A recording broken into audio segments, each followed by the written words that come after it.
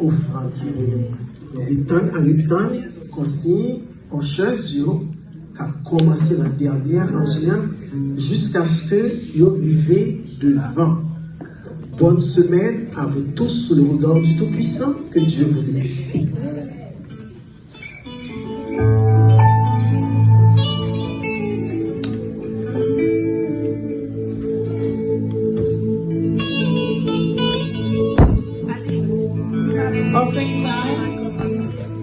Offering time, blessing time, offering time, blessing time.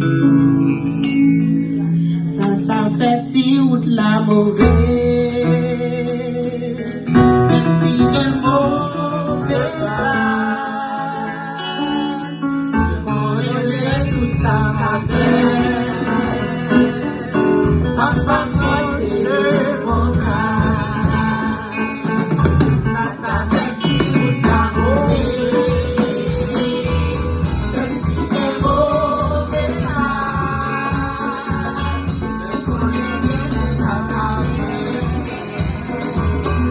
Bye.